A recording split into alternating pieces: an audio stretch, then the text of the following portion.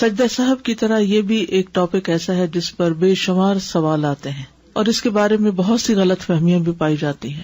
تو آئیے دیکھتے ہیں کہ قرآن و سنت سے ہمیں کیا پتہ چلتا ہے اور اس کا صحیح طریقہ کیا ہے. لفظ استخارہ کا لفظی معنی ہوتا ہے کسی چیز میں سے بہتر کو طلب کرنا، خیر مانگنا. جیسے آپ دیکھ رہے ہیں نا، استخارہ جو ہے طلب الخیرتی، تو روٹ کیا ہے اس کا؟ خیر. اور استفعال پہ کیا معنی بن جاتا ہے؟ طلب کا. خیر طلب کرنا، خیر چاہنا. کہا جاتا ہے استخر اللہ یخر لک، اللہ سے استخارہ کرو، اللہ سے خیر مانگو، وہ تمہارے لیے خیر کا انتخاب کرے گا، وہ تمہیں بہتر دے گا. تو یہ ہے بیسک کانسیپٹ کہ اللہ سے بہتری کا سوال کرنا کسی بھی معاملے کی. اور اصطلاحی معنی کیا ہے استخارے کا؟ اختیار طلب کرنا، یعنی نماز استخارہ میں وارد شدہ نماز اور دعا کے ساتھ اللہ کے نزدیک جو بہتر اور اولا ہے، اولا کا مطلب افضل ہے، اس کام کی طرف پھرنا اور اس کو طلب کرنا. جب انسان کوئی اہم فیصلہ کرنے لگے تو اس موقع پر اگر اسے سمجھ نہیں آ رہی کہ کیا کرنا چاہیے تو اسے اللہ سے مدد مانگنی چاہیے اور بہتر انتخاب کی دعا کرنی چاہیے، باقاعدہ نماز اور دعا کے ساتھ. ٹھیک ہے، تو استخارے کی نماز بھی ہے اور دعا بھی ہے. اور دعا جو ہے وہ مسنون ہے، مسنون دعا. ایک تو لوگوں نے خود ساختہ استخارے کی دعائیں بنائی ہوئی ہیں، نہیں، جو رسول اللہ صلی اللہ علیہ وسلم نے سکھائی ہے. علماء کا اجماع ہے کہ نماز استخارہ سنت ہے. استخارہ کے مشروع ہونے میں حکمت یہ ہے کہ اللہ کے سامنے سر تسلیم خم کیا جائے اور طاقت و قدرت سے نکل کر اللہ سبحانہ تعالیٰ کی طرف التجا کی جائے تاکہ وہ دنیا اور آخرت کی خیر و بھلائی جمع کر دے. اور اس کام کے لیے مالک الملک سبحانہ تعالیٰ کا دروازہ کھٹکھٹانے کی ضرورت ہے. یعنی اللہ ہی ہے جو انسان کے لیے کسی کام میں دنیا اور آخرت کی بھلائی کو جمع کر سکتا ہے. اور اس کے لیے نماز اور دعا سے بڑھ کر کوئی چیز بہتر اور کامیاب نہیں، کیونکہ اس میں اللہ کی تعظیم اور اس کی ثنا ہے اور اس کی طرف قولی اور حالی طور پر محتاجگی کا اظہار ہے. جیسے قرآن مجید میں آتا ہے نا، وَاسْتَعِینُوا بِالصَّبْرِ وَالصَّلَاةِ، مدد مانگو صبر اور نماز کے ساتھ. تو کسی بھی اہم معاملے میں ہم کیا کرتے ہیں؟ مدد مانگتے ہیں اللہ سے نماز کے ساتھ اور اس مسنون دعا کے ذریعے. یاد رہے کہ انسان اللہ کا محتاج ہے. قرآن مجید میں آتا ہے یا ایھا الناس انتم الفقراء الی اللہ واللہ ھو الغنی الحمید. اے لوگو، تم ہی اللہ کی طرف محتاج ہو اور اللہ ہی سب سے بے پرواہ تمام تعریفوں کے لائق ہے. انبیاء ہمیشہ اللہ سے ہی خیر مانگتے رہے. جیسے موسیٰ علیہ السلام نے دعا کی تھی، رب انی لما انزلت الی من خیر فقیر. اے میرے رب، بے شک جو خیر بھی تو میری طرف نازل فرمائے میں اس کا محتاج ہوں. اور یاد رکھیے کہ مومن کے بارے میں اللہ کا ہر فیصلہ خیر کا فیصلہ ہی ہوتا ہے، چاہے وہ کام جس پر ہمارا دل چاہ رہا ہے وہ ہو جائے یا نہ ہو، اس میں خیر ہی ہوتی ہے. انس رضی اللہ عنہ سے مروی ہے، وہ کہتے ہیں کہ میں نے نبی صلی اللہ علیہ وسلم کو یہ فرماتے ہوئے سنا کہ مجھے تو مومن پر تعجب ہوتا ہے کہ بے شک اللہ اس کے لیے جو فیصلہ بھی فرماتا ہے وہ اس کے حق میں بہتر ہی ہوتا ہے. ٹھیک ہے، یعنی مومن کے لیے اللہ تعالیٰ جو فیصلہ فرماتا ہے وہ بہتر ہی ہوتا ہے. ہمارا کام کیا ہے؟ خیر مانگنا، اور فیصلہ کرنا کس کا کام ہے؟ اللہ سبحانہ تعالیٰ کا. لہذا پھر دعا مانگ کے انسان معاملہ اللہ پر چھوڑ دے اور اللہ تعالیٰ بندے کے لیے جو بھی فیصلہ کرے بندہ اس پر راضی ہو جائے. استخارے کی اہمیت. نبی صلی اللہ علیہ وسلم کا قرآن کی سورت کی طرح استخارہ سکھانا، یعنی جس طرح آپ قرآن مجید کی سورتیں سکھاتے تھے ایسے ہی آپ استخارے کی دعا سکھاتے تھے. جابر بن عبداللہ رضی اللہ عنہما سے مروی ہے، انہوں نے کہا کہ رسول اللہ صلی اللہ علیہ وسلم ہمیں تمام معاملات میں استخارہ کرنے کی اسی طرح تعلیم دیتے تھے جس طرح ہمیں قرآن کی کوئی سورت سکھاتے تھے. یعنی اتنی امپورٹنس ہے اس کی ہماری زندگی میں. صحابہ کا ہر معاملے میں اللہ سے مشورہ کرنا. انس رضی اللہ عنہ سے روایت ہے، کہتے ہیں کہ جب زینب رضی اللہ عنہا کی عدت ختم ہوئی کن کے نکاح میں تھی وہ؟ حضرت زید کے. تو رسول اللہ صلی اللہ علیہ وسلم نے زید سے فرمایا اسے میری طرف سے نکاح کا پیغام دے دو. زید رضی اللہ عنہ کہتے ہیں کہ میں گیا اور میں نے کہا اے زینب خوش ہو جاؤ، مجھے رسول اللہ صلی اللہ علیہ وسلم نے تمہارے پاس نکاح کا پیغام دے کر بھیجا ہے. سبحان اللہ. اب دیکھیے کہ جس شخص نے طلاق دی تھی اسی کے ذریعے آپ نکاح کا پیغام دے رہے ہیں. ہم ایسی جگہ پر ہوں تو کیا کریں؟ ہم تو ایسی شادی کا بھی بائیکاٹ کر دیں اور اس شخص سے ہمیشہ کے لیے قطع تعلقی کر لیں کہ طلاق کیا ہوئی، گویا انسانیت کا رشتہ بھی ختم ہو گیا، اسلام کا رشتہ بھی اور انسانیت کا بھی اور ہر طرح کا تعلق کا بائیکاٹ. وہ کہنے لگی میں کوئی فیصلہ نہیں کروں گی حتیٰ کہ اپنے رب سے مشورہ کر لوں. پیغام کون بھیج رہا ہے؟ اللہ کے رسول صلی اللہ علیہ وسلم. اور کس کے ہاتھ بھیجا جا رہا ہے؟ حضرت زید کے ہاتھ. اور کتنی سمجھدار ہیں وہ، کہتی ہیں کہ میں فیصلہ نہیں کروں گی جب تک اپنے رب سے مشورہ نہ کر لوں، یعنی استخارہ نہ کر لوں. وہ اپنی نماز گاہ کی طرف اٹھی. آپ دیکھیے عربی کے الفاظ اوپر، فقامت الی مسجدہا، گھر میں اپنے لیے ایک مسجد بنائی ہوئی تھی. یہ اکثر جو ہم لوگوں کو کہتے ہیں نا کہ گھر کا ایک کارنر مختص کر لیں، ایک جگہ اپنا وہ لباس اور وہ، تاکہ سکون سے نماز پڑھیں. تو بعض اوقات لوگ ہر بات کی دلیل مانگنا شروع کر دیتے ہیں. اس کی کیا دلیل ہے کہ گھر میں مسجد بنائی جا سکتی ہے؟ مسجد کا لفظ جو ہے وہ سجدہ گاہ کے لیے ہوتا ہے، نماز کی جگہ کے لیے ہوتا ہے. وہ صرف کوئی بہت بڑی بلڈنگ ہی نہیں ہوتی، گھر کے اندر بھی آپ کی مسجد ہو سکتی ہے. تو وہ اپنی نماز گاہ کی طرف اٹھی اور نماز استخارہ شروع کر دی. اور قرآن میں حکم اتر آیا، اللہ تعالیٰ نے خود ہی نکاح کر دیا. تو رسول اللہ صلی اللہ علیہ وسلم تشریف لائے اور اجازت کے بغیر ان کے پاس داخل ہو گئے، یعنی ان کے پاس آ گئے. بظاہر خیر کے کام میں بھی استخارہ کرنا، یعنی اس سے بڑی کسی عورت کے لیے کوئی خوش قسمتی کی بات ہی نہیں ہو سکتی تھی اس وقت کہ اس کو اللہ کے رسول پیغام بھیجیں. لیکن پھر بھی انہوں نے استخارہ کیا، اللہ سے مدد مانگی. تو بظاہر ایک کام نیکی کا بھی نظر آ رہا ہو، اچھا کام بھی آپ کرنے جا رہے ہیں، پھر بھی استخارہ کر لینا چاہیے. مثلا آپ کوئی کلاس شروع کرنے جا رہے ہیں، آپ کسی کے ساتھ کوئی کمٹمنٹ کر رہے ہیں، تو اس میں آپ پہلے استخارہ کر لیں.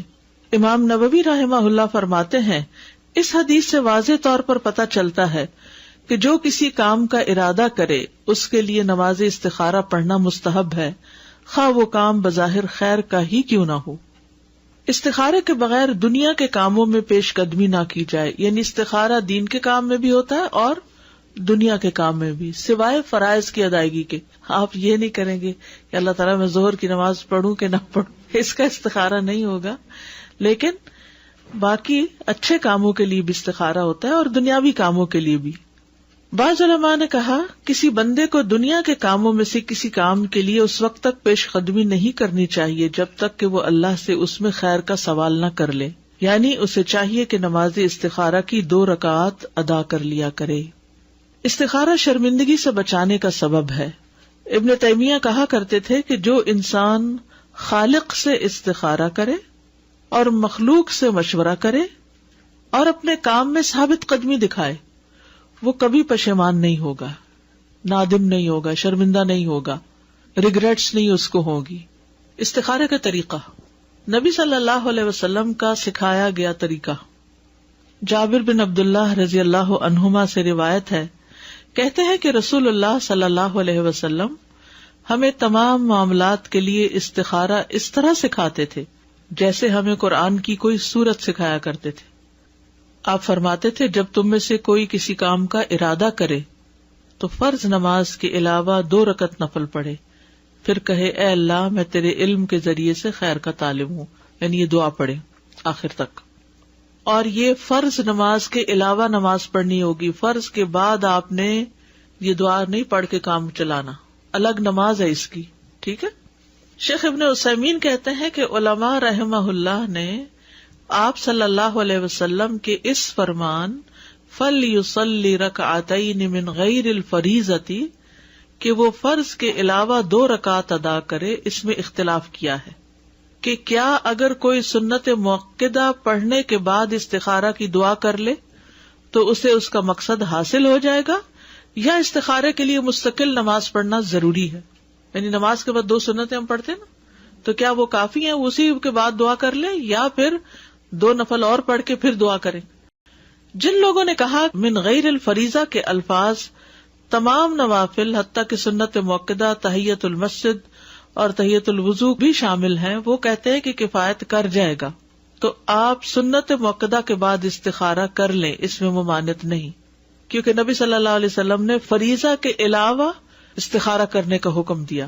اور جو کہتے ہیں کہ نبی صلی اللہ علیہ وسلم کا یہ فرمان دلالت کرتا ہے کہ استخارہ کے لیے مستقل نماز کا ہونا ضروری ہے، بس میرے نزدیک زیادہ قریب یہی ہے، یہی بات، یعنی اسی کا قول ہے جو کہتا ہے کہ استخارہ کے لیے خاص نماز ادا کرنا ضروری ہے، اس کے علاوہ کوئی اور صورت کفایت نہیں کرتی. یعنی سنت موقدہ تو اپنے ایک خاص الگ ہی مقصد کے لیے پڑھی جاتی ہے نا، یا وتر پڑھ رہے ہیں یا کچھ بھی، تو استخارہ اگر آپ کر رہے ہیں تو یہ ایک الگ چیز ہے، اس کے لیے الگ ہی نماز ہوگی. دائمی کمیٹی کے فتاوی میں آیا ہے کہ استخارہ کے لیے مستقل نماز مشروع کی جاتی ہے، کیونکہ آپ کا فرمان ہے کہ جب تم میں سے کوئی کسی کام کا ارادہ کرے تو اسے چاہیے کہ فرض کے علاوہ 2 رکعتیں ادا کرے. تو یہ کون سی 2 رکعتیں؟ یہ تھوڑی کا سنت موقدہ ادا کرے، ٹھیک ہے، یعنی خاص اسی کام کے لیے 2 رکعتیں ادا کرے. 2 رکعتوں میں قرات، کوئی ایسی دلیل نہیں ملتی جو اس بات پر دلالت کرے کہ نماز استخارہ میں کوئی خاص صورت یا متعین آیات کی تلاوت کرنی چاہیے، ٹھیک ہے. یعنی بعض لوگ کہتے ہیں نا علم نشرح پڑھو، کوئی کہتا ہے 10 دفعہ قل اللہ پڑھو، کوئی کچھ بتاتا ہے، کوئی کچھ. یہ سب لوگوں کی خود ساختہ باتیں ہیں اور انسان کو پریشان کرتی ہیں. دین نے ہمیں آزاد رکھا ہے، جو تمہیں آتی ہے سورت وہ پڑھ لو. اب اگر ہم کسی کو پابند کریں کہ سورت علم نشرح پڑھو تو اس بیچارے کو قل اللہ ہی آتی ہے، تو کیا وہ استخارہ نہیں کرے گا؟ وہ استخارہ کرے گا، ٹھیک ہے نا. تو کوئی خاص مخصوص صورت نہیں ہے، رائٹ. صحیح بات کیا ہے کہ مسلمان جب نماز استخارہ پڑھے تو وہ دونوں رکعتوں میں سورت الفاتحہ پڑھے، پھر قرآن میں سے جو بھی اس کے لیے پڑھنا آسان ہو پڑھ لے. جب بن باز سے نماز استخارہ کی کیفیت کے بارے میں سوال کیا گیا تو انہوں نے کہا اس کی کیفیت یہ ہے کہ 2 رکعت نماز پڑھی جائے جیسے کہ باقی کی نفلی نماز ہوتی، ہر رکعت میں سورت فاتحہ پڑھے اور قرآن میں سے جو بھی اس کے لیے پڑھنا آسان ہو وہ پڑھے اور پھر دعا کرے. سلام کے بعد استخارے کی دعا پڑھنا، یہ بھی ایک سوال ہوتا ہے کہ یہ دعا اتحیات کے بعد پڑھ لی جائے، سلام سے پہلے، یا بعد میں پڑھی جائے. دعا استخارہ میں مشروع یہی ہے کہ نماز سے فراغت کے بعد دعا کی جائے، اور یہ جمہور علماء کا موقف ہے، علماء کی اکثریت یہی کہتی ہے. بن باز کہتے ہیں کہ ایک مسلمان کے لیے مشروع یہ ہے کہ جب وہ نماز استخارہ پڑھے تو سلام پھیرنے کے بعد دعا مانگے، کیونکہ آپ کا فرمان ہے تو جب تم میں سے کوئی شخص کسی کام کا ارادہ کرے تو وہ فرائض کے علاوہ 2 رکعتیں پڑھے، پھر کہے اللہم انی استخیرک بعلمک. تو 2 رکعت کب پوری ہوگی؟ سلام پھیرنے کے بعد ہوگی.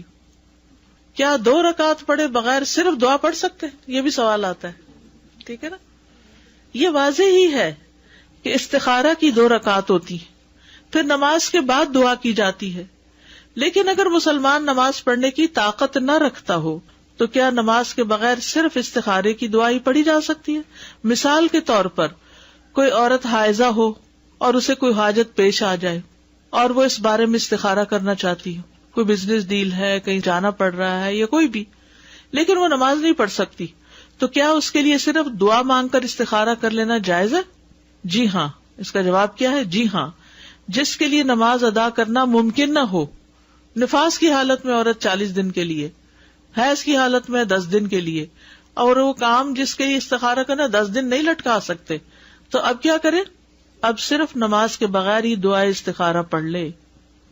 امام نووی فرماتے ہیں اگر وہ نماز پڑھنے سے معذور ہو تو صرف دعا کر کے استخارہ کرے. اے اللہ، میں تجھ سے تیرے علم کی بدولت خیر طلب کرتا ہوں اور تیری قدرت کی بدولت تجھ سے طاقت مانگتا ہوں اور تیرے فضل عظیم کا طلبگار ہوں.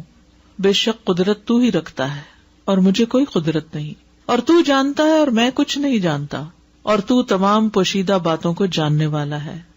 اے اللہ، اگر تو جانتا ہے کہ یہ کام جس کے لیے استخارہ کیا جا رہا ہے دل میں وہ رکھے اس کام کو، میرے دین، میری دنیا اور میرے کام کے انجام کے اعتبار سے میرے لیے بہتر ہے تو اسے میرے لیے نصیب کر لے، اور اگر تو جانتا ہے کہ یہ کام میرے دین، میری دنیا اور میرے کام کے انجام کے اعتبار سے برا ہے تو اسے مجھ سے ہٹا دے. اور مجھے بھی اس سے ہٹا دے، پھر میرے لیے خیر مقدر فرما دے، جہاں بھی وہ ہو پھر مجھے اس پر راضی بھی کر دے.